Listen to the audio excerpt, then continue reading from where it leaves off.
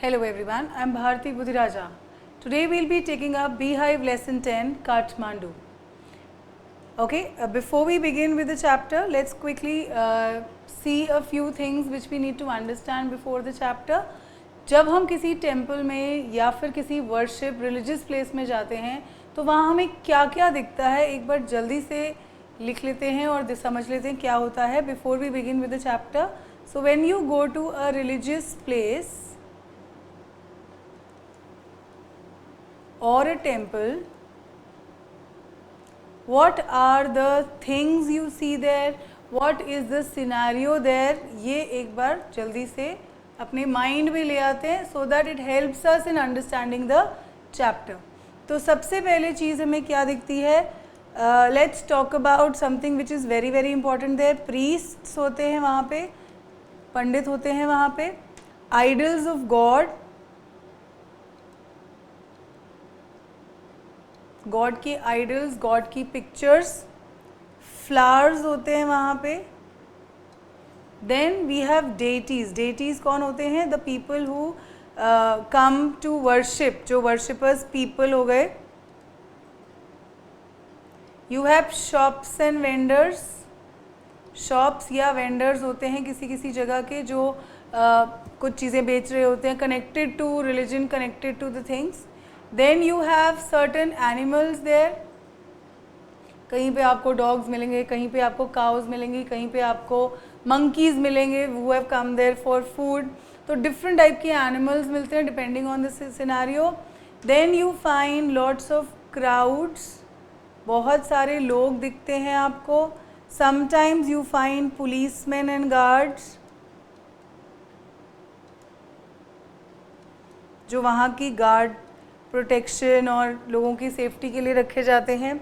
तो ये हैं चीज़ें जो हमें कई बार दिखती हैं related to religious places and temples. So keeping this in mind we have to have a knowledge of these things, because यही सारी चीज़ें हैं जो चैप्टर में हमारा जो राइटर है is describing us. This is written by Vikram Seth. Vikram Seth is describing his experience to us where he has been to a place called Kathmandu. वो actually में क्या है, he is on his way from China to India. He is coming from, he is traveling from China to India. उसको describe कर रहे हैं and this is from his book Heaven Lake. So do you like traveling? The writer Vikram Seth. So the writer Vikram Seth enjoys it very much. In his book Heaven Lake, he describes a long journey from China to India via Tibet and Nepal. तो ये particular जो chapter आज हम पढ़ने वाले हैं, it is an extract from his novel Heaven Lake. इस book में उन्होंने क्या describe किया है? He is describing his long journey from China to India. And to understand this, we have to see he is a kind of a person who likes to roam around, who likes to walk around. और this is actually a travelogue जो लोग अपनी journey के बारे में लिखते हैं to give information to people, ताकि next time कोई उस जगह पे जाए उनकी बुक पढ़ के तो he is able to see all those things that he has described. He describes the long journey from China to India via Tibet and Nepal. And ये particular chapter जो है काठमांडू का, it is one of the chapter of this novel, जो वो अपनी journey में from China to India Kathmandu पहुंच गए हैं. वहाँ पे क्या क्या होता है, what all does he see, what all does he describe, what all he is able to understand and learn, that is what the chapter is about. Have you heard of places like Ajmer Sharif, Madurai, Sanchi, Varanasi, Sarnath and Halebid? Can you name some other places like these? These are all religious places. You can talk about Amritsar, you can talk about where the Golden Temple is, you can talk about Vaishno Devi Temple of Hindus. So all these are religious places जहाँ पे बहुत सारे deities होते हैं, भक्त जो वहाँ पे जाते हैं अपनी worship और अपनी wishes पूरी करने. What do the surroundings of a holy place or city look like? Think about as you read Vikram Seth's description of Kathmandu. तो वो ये क्या कहना चाह रहे हैं? He is talking about the surroundings of the holy place to your city. जिस भी सिटी के बारे में हम बात करेंगे, मैंने अभी जो चॉकआउट किए थे थोड़े से पॉइंट्स, ये सारी चीज़ें आपको वहाँ पे मिलती हैं, टेम्पल्स और गुरुद्वाराज और मॉस्क्स के बाहर. These are common sites which you get there. And what kind of place is there? You go to such places, you will get lots of shops, small stalls, small shops where people are selling things. बहुत सारे आपको priests मिलेंगे जो different आपको cultures और different traditions के बारे में बताते हैं. You will find crowds of people.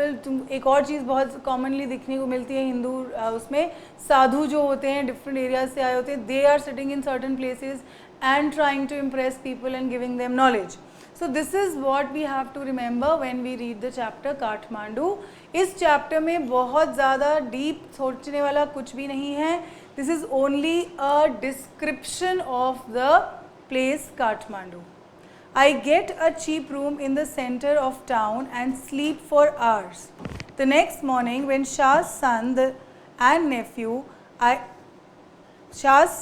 nephew, I visit the two temples of Kathmandu and the most sacred to the Hindus and Buddhists. तो पहले ही लाइन में वो हमें बता रहा है, he is going to share this, he is going to tell us about the sacred place of Hindus and Buddhists. Kathmandu में 2 temples में वो गया था and both of them are very important there. What all did he see? What all did he understand? So this is what we have to talk about. So 2 temples हैं, एक Hindus का है which is the Pashupatinath, and Buddhist का एक temple he is going to go, that is the whichever he went there, and that is what he is going to compare. तो जब मैं ये read करूँगी आप भी ध्यान से सुनना and try to compare what is the difference of that Pashupatinath and the Buddhist temple. At Pashupatinath, outside which a sign proclaims entrance for Hindus only, there is an atmosphere of febrile confusion. तो वहाँ लिखा हुआ है entrance for Hindus only. I know it is a wrong thing, it is something which we should not be talking about anybody's religious sentiments, but obviously this is a wrong thing. Anybody can go and worship in the temple, ज़रूरी नहीं है सिर्फ Hindus ही जाएं. There is an atmosphere of febrile confusion. Febrile confusion होता है hurried activity, completely chaotic, बहुत सारा confusion है, chaotic है, noisy है, बहुत ही ज़्यादा noisy area है ये. Priest, hawkers और क्या क्या है वहाँ देखो, priest हैं, hawkers जो होते हैं selling, devotees, tourists, cows, monkeys, pigeons and dogs roam through the grounds. Tourists, cows, monkeys, pigeons, ये सब animals, ये सारी चीज़ें हमने डिस्कस करी हैं जहाँ जो हमें वहाँ पे दिखती हैं.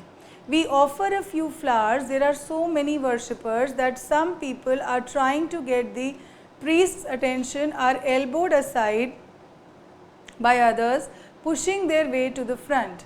A princess of the Nepalese royal court house appears.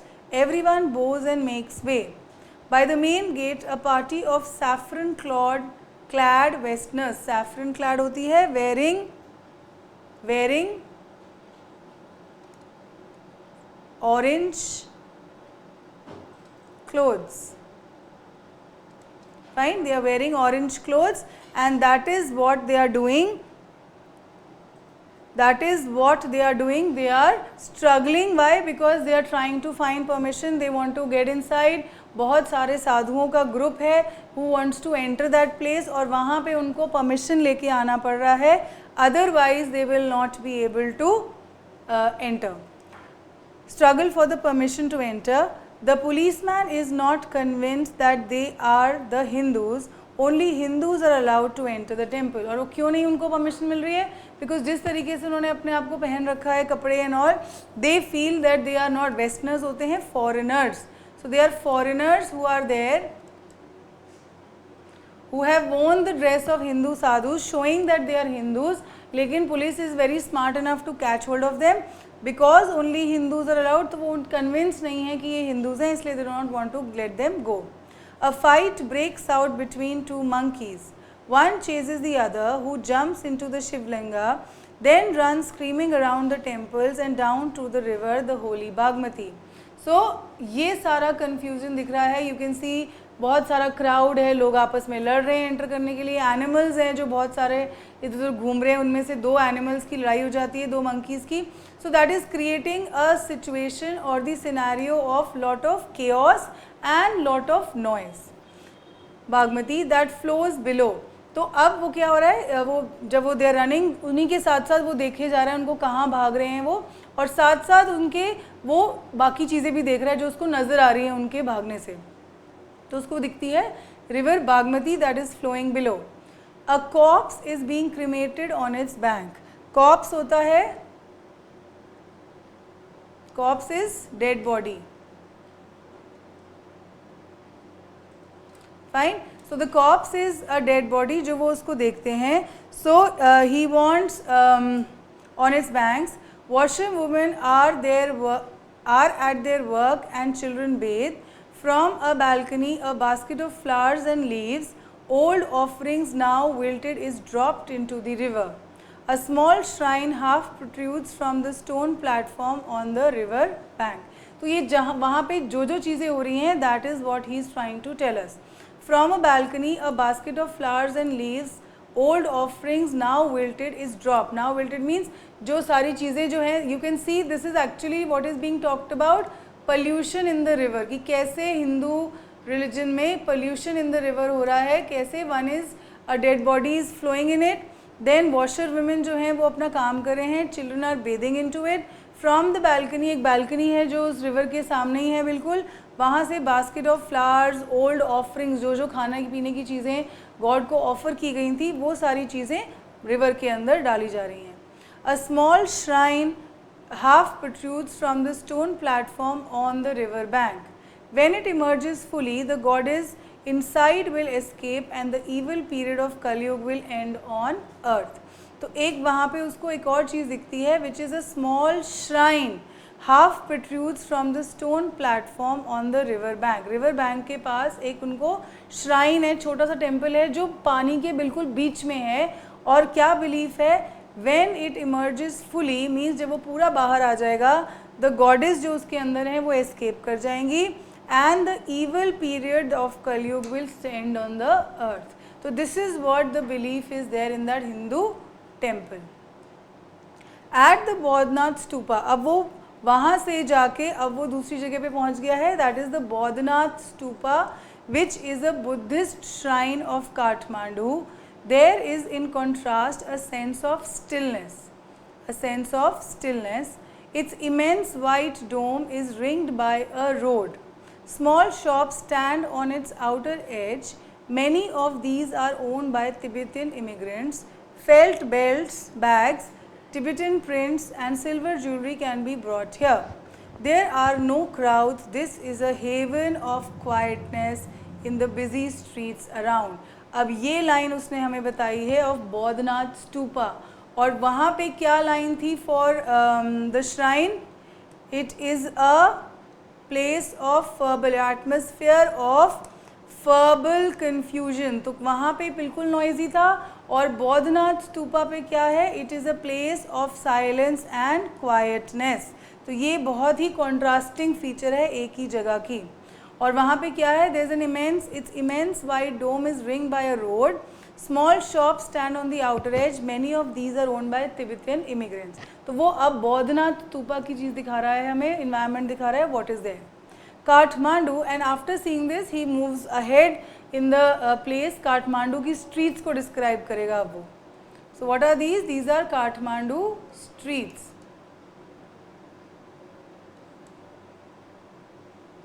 Alright.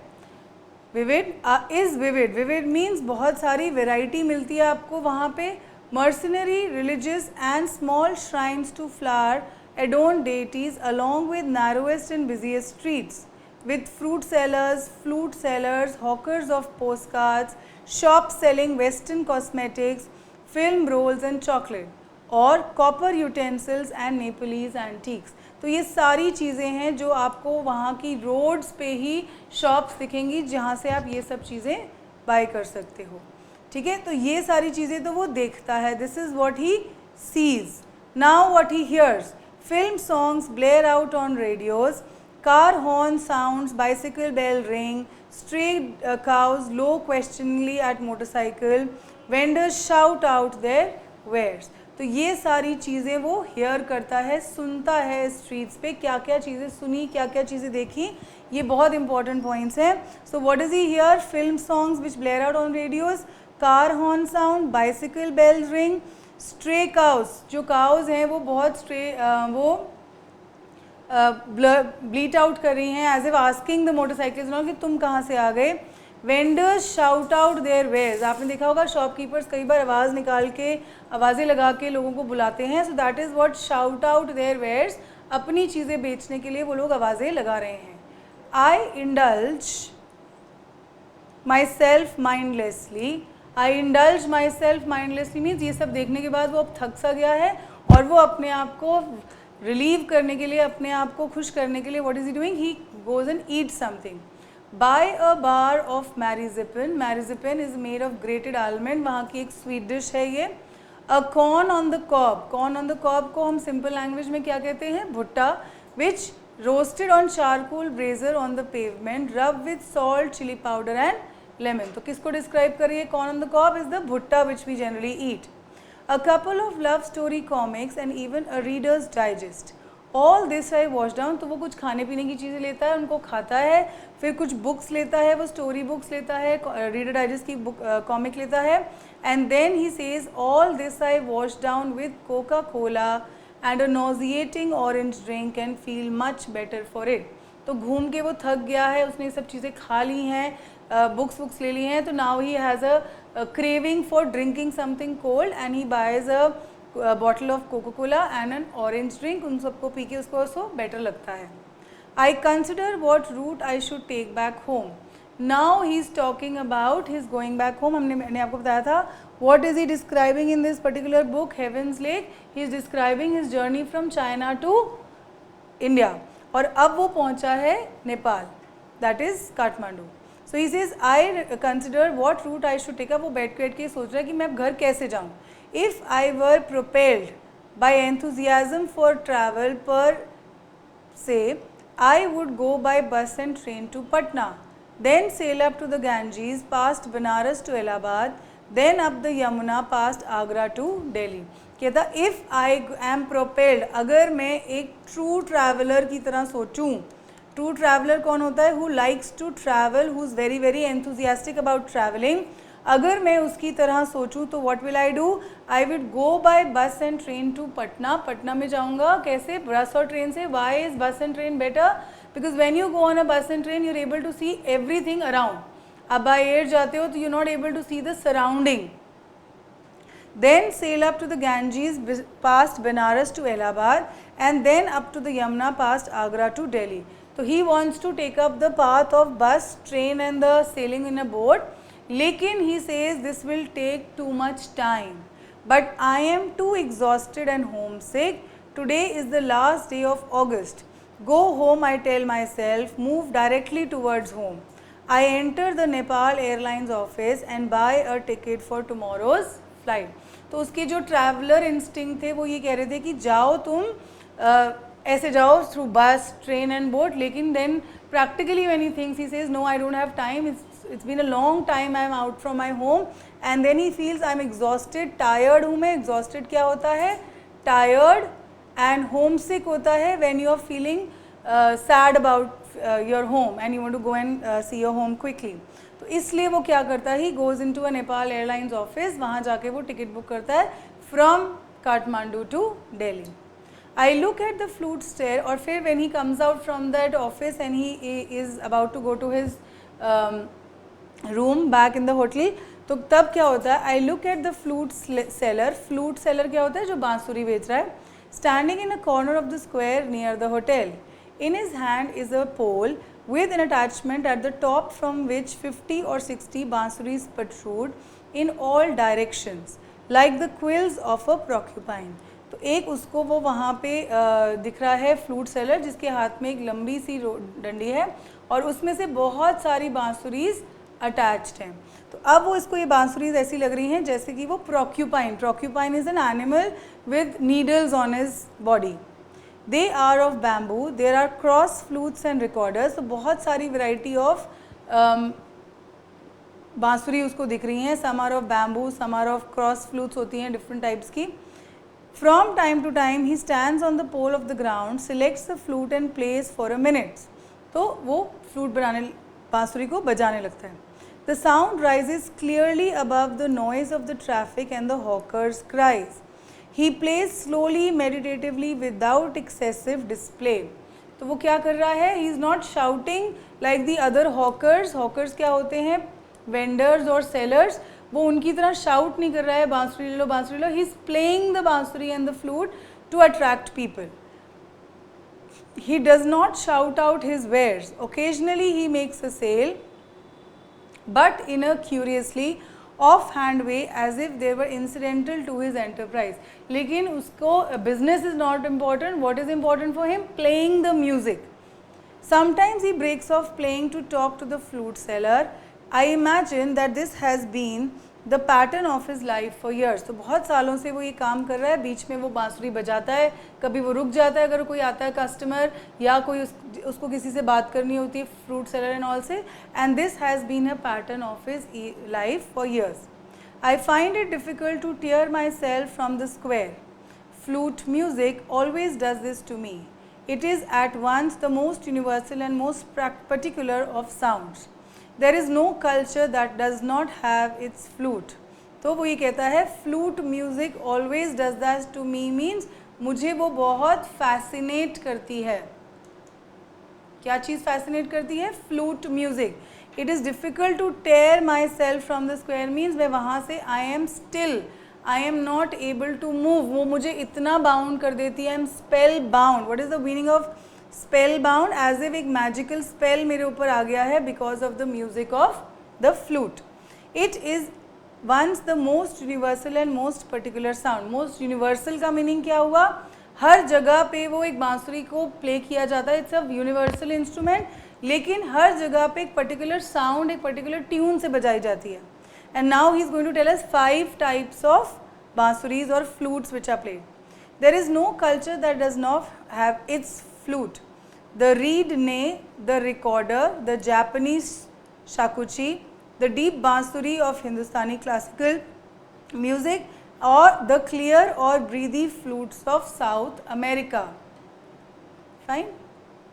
The high-pitched Chinese flutes. So let's just quickly number them. कितने बताए हैं उसने हमको? There should be 5. One, he is talking about the Japanese one. Second is the bansuri. Then third ये है. So we can take up this ray need is 1, 2, 3, 4th, and the 5th one is that Chinese one. Alright, so the Chinese flute is the 5th one. So each culture, each tradition, each religion has got their own way of playing the flute. सब अलग अलग type के हैं, लेकिन एक common चीज़ है कि all of them play the flute. Each has its specific fingering and compassing means technique of playing. It weaves its own association. Yet to hear any flute, it seems to me, could to be drawn into commonality of all mankind. Commonality of all mankind है कि फिर भी अलग अलग तरीक़ों से वो बजाई जाती है, अलग अलग म्यूज़िक और नोट्स उसमें से निकलते हैं, लेकिन फिर भी एक कॉमन चीज़ है. वो सबको एक तरीके से एक कॉमन चीज़ बाइंड कर देती है मैनकाइंड को कि वो एक फ्लूट है. To be moved by music closest in the phrases and sentences to the human voice. Its motive force too is the living breath. It too needs to pause and breathe before it can go on. तो ये फिर से वो technique बताया है कि जैसे human voices होती हैं उससे कंपेयर कर रहा है. जब हम कोई सेंटेंस बोलते हैं, जब हम कोई वर्ड बोलते हैं, जो म्यूज़िक ऑफ फ्लूट है वो भी वैसा ही होता है. Why? When I am speaking, मैं बोले जा रही हूँ तो वो म्यूज़िक बज रहा है, लेकिन जब मुझे सांस लेनी है I have to stop, I have to take a deep breath. Same तरीके से music of the flute also goes on, लेकिन जब जो फ्लूट प्लेयर है उसको सांस लेनी होती है तो वो म्यूज़िक थोड़ी देर के लिए स्टॉप हो जाता है. When I am playing a tabla, when I am playing a guitar, वो कंटिन्यूसली चल रहा है बिकॉज आई एम ब्रीदिंग. लेकिन flute because it is played with the mouth, मुंह से बजाई जाती है, तो हमें सांस लेने के लिए उसको रोकना पड़ता है. इसलिए वो कंपेयर कर रहा है ह्यूमन वॉइस से. That I can be so affected by the familiar phrases of bansuri surprises me. at first, for on the previous occasion that I have returned home after a long absence abroad, I have hardly noticed such details and certainly have not invested them in a significance I now do. That I can be so affected. अब वो ये phase, अब ये line जो है, when he has reached back home, अब वो बैठ के उसके बारे में सोच रहा है और वो कह रहा है कि मैं जब अपनी जर्नी को देखता हूँ, I have matured so much that I have been able to be analyzing, affected by any few familiar phrases on the bansuri. Surprises me at first, for on the previous occasion that I have returned home after a long absence abroad. तो इसका मतलब ये है कि journey या जो travelling है वो हमको मैच्योर्ड बनाती है, बहुत सारी नॉलेज देती है. जर्नी है या ट्रैवलिंग है, it gives knowledge to people. तो जब वो नॉलेज हमारे अंदर आ गई तो हम मैच्योर्ड हो गए, और हम इतने मैच्योर्ड हो गए कि हम एक सिंपल फ्लूट को भी एनालाइज कर रहे हैं कि कैसे वो हमारी लाइफ में इम्पोर्टेंस है, इतना क्लैरिटी है. And this is what he is trying to tell us, that travelling gives you a great knowledge and experience, और उसके बाद आप बहुत मैच्योर्ड हो जाते हो. So we are through with the reading. We'll take up the question answers in the next session. See you. Thank you.